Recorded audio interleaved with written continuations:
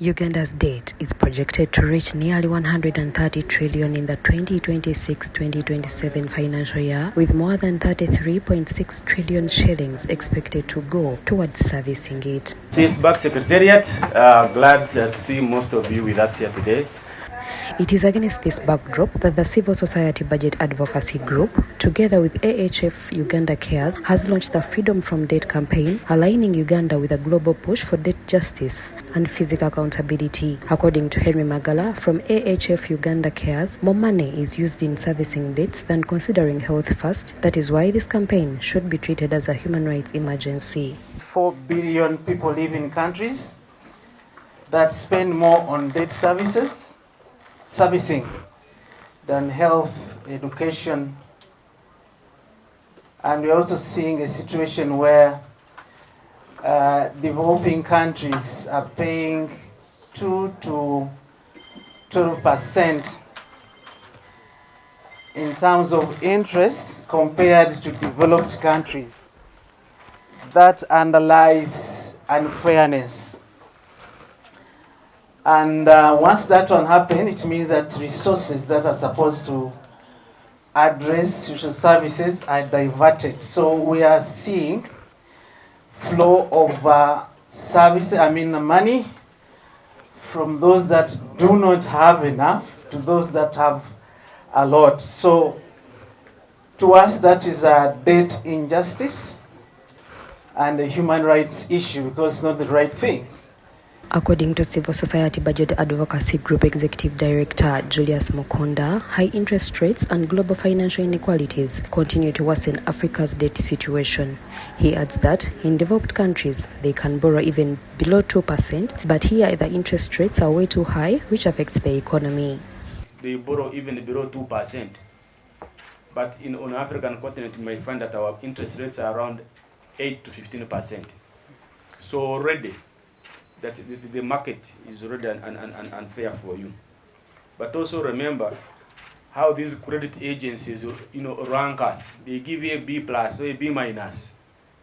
Your risk goes high, and therefore you find that you are paying more than others.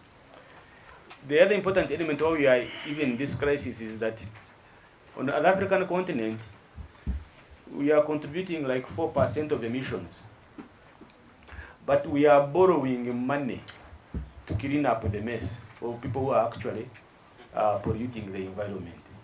So that this is not justice. This is the justice we're talking about. Civil society groups, including Siatini Uganda and Uganda Debt Network, say stronger safeguards are needed to prevent unsustainable debt accumulation.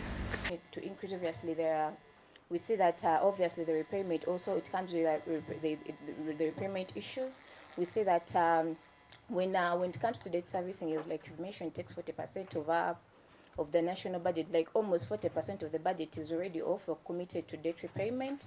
We see that there is shrinking fiscal space, like money that would have been directed to healthcare, education, because that 40% even is not even directed to any social protection program or even healthcare. So we see that citizens are not going to benefit very well because. Most of the money, if at all, it's directed to obviously debt repayment. The healthcare, the problems that have been in the healthcare system are going to remain. And you see that you only have 0.8 cents in return. So showing that even the money you've invested is actually not coming back in the right time. And then you have these whole issues around the cost overruns and the time overruns. What are those things that actually boost trade in the nation? You have a good transport infrastructure, you have stable power and electricity. While government has actually invested a lot in these sectors over the past period, of course using debt money, you look at the Karuma Dam, the expressway, and all these other roads, the Northern Bypass, all that is debt funds. But then you have a project of 5 years being implemented in 10 years.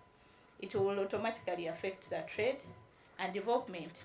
Then around the issues of energy, you have this Karuma Dam project.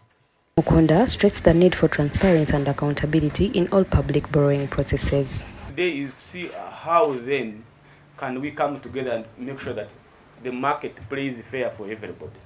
And I think for me that is the critical part that we need to understand, that we are just not in an isolation, but we are in a market that is extremely unfair for those who are poor, like he's talking about.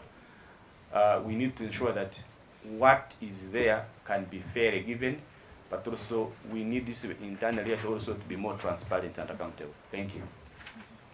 Campaign is expected to spark wider national dialogue on debt sustainability and how government can balance borrowing with essential service delivery.